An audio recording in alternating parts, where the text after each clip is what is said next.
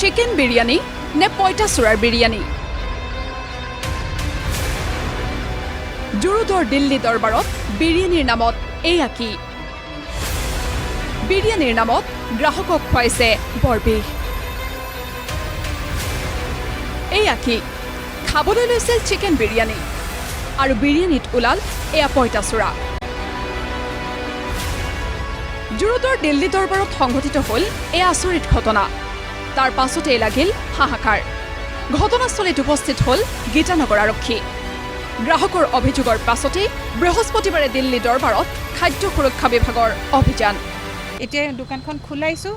কি অৱস্থাত আছে আপোনালোকেতো নিজেও দেখিছে লেতেৰা হৈ আছে বস্তুবিলাক উলিয়াওঁ এতিয়া উলিয়াই পেলাই আমাৰ যিখিনি কৰণীয় আমি কৰি যাওঁ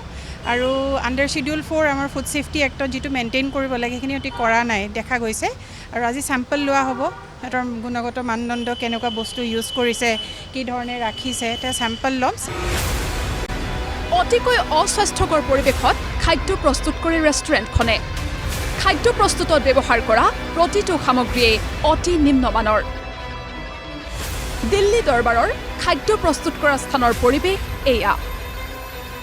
অতি কদৰ্যময় পৰিৱেশত প্ৰস্তুত হৈছিল খাদ্য ইমানেই নহয় খাদ্য সুৰক্ষা বিভাগৰ প্ৰতিটো নিয়মেই উলংঘন কৰিছিল দিল্লী দৰবাৰে নাই কৰা তেওঁলোকে সেইটো কাৰণে তেওঁলোকক আজি আমি যি বিহুত ব্যৱস্থা ল'ব লাগে আমি ইনস্পেকশ্যন কৰোঁ তাৰপিছত আমাৰ কামখিনি কৰাৰ পিছত আমি তাৰ ৰিপৰ্ট এটা আমি আমাৰ ডিঅ' ছাৰক আমি দিম দিয়াৰ পিছত তেওঁলোকৰ এখন ক্ল'জাৰ কাম ইম্প্ৰুভমেণ্ট দুইটা কৰিব লাগিব যাৰ পৰিপ্ৰেক্ষিতত এতিয়া সাময়িকভাৱে বন্ধ কৰি দিয়া হয় দিল্লী দৰবাৰ গতিকে গুৱাহাটীত যধে মধে খাদ্য গ্ৰহণ কৰোঁতে আপুনি সাৱধান হওক কাৰণ বহু ৰেষ্টুৰেণ্টত খাদ্যৰ নামত বিক্ৰী হৈ আছে অখাদ্য ব্যুৰো ৰিপৰ্ট প্ৰতিদিন টাইম